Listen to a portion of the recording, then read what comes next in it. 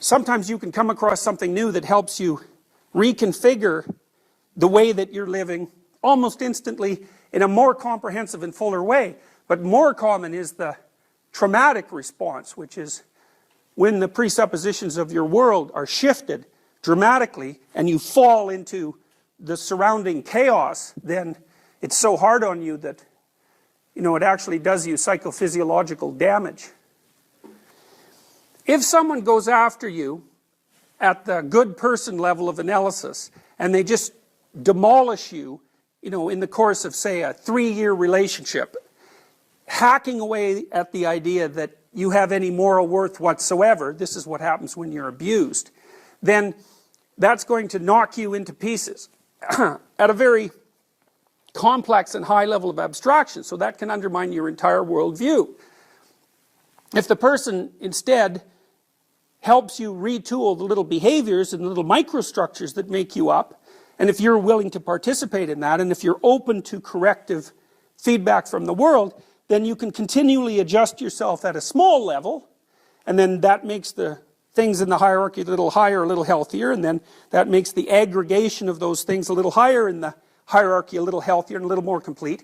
Then you can do this bit by bit retooling without ever having to suffer the demolition of huge chunks of your personality. So let's go back to the relationship where there's a betrayal. It's like virtually every time someone gets flipped upside down because of a betrayal in a relationship, after the betrayal happens, they say to themselves, there were all these signs I didn't pay attention to. So, and maybe the first sign is, who knows, your partner starts to flirt a bit more when you go out on a social occasion. And not a lot more, just a bit more. And you decide, because maybe you're timid, that's okay. You're not going to do anything about it. But it's interesting that it happens. It grabs your attention. And it means something.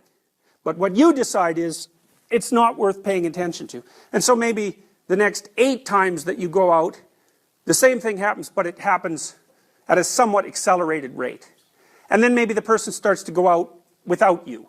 And so on. There's this progression towards the end state of betrayal. And every time you get a little hint, the world tells you that something's going on, you put it aside and you fail to take it into account.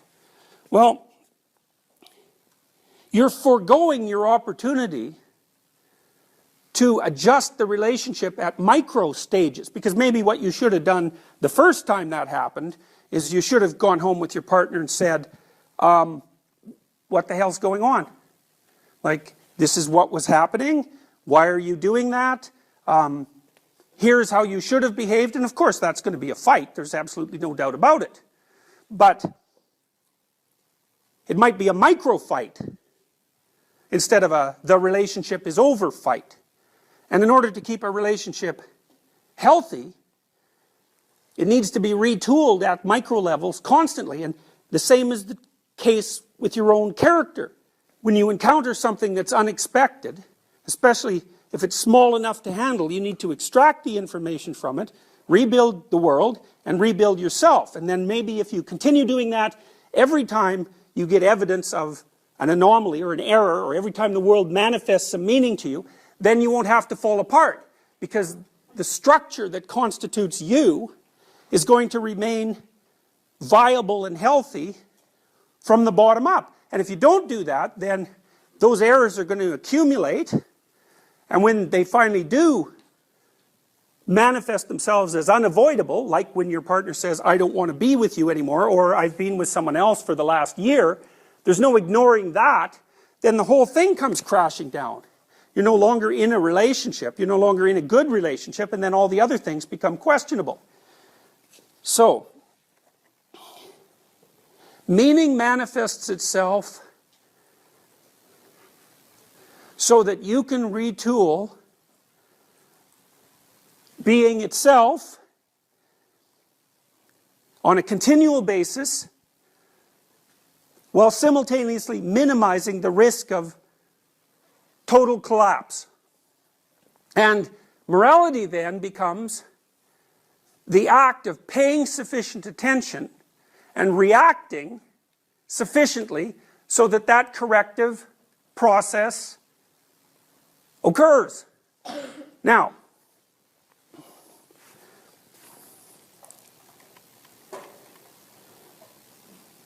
so you're inside one of these. You're going from point A to point B. And as you do that, things you want to have happen, happen. And things you don't want to have happen, and things you don't understand happen. And let's say that you investigate the things that you don't want to have happen, and you investigate the things that you didn't expect. And you do that as soon as they come up. So then what happens? Well, partly what happens is, you're going to change your perceptions a bit, and you're going to change your actions a bit, and what that'll culminate in over time is that this whole structural change. So instead of going from point A to point B, maybe you start shifting so that you're going from point A to point C.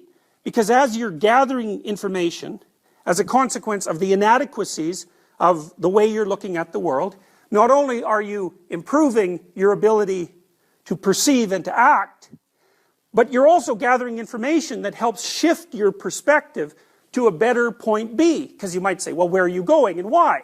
And the answer to that is, well, you have a plan. You're going to get your degree. I don't know what your long-term plan is. But there's no reason to assume that your long-term plan is correct, even though there's no reason to assume that you can do without one.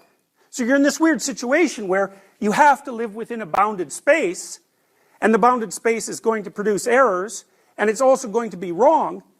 But at the same time, if you use the bounded space, then you can transform it continually across time, even what it's aimed at, and you can minimize the probability of precipitous collapse.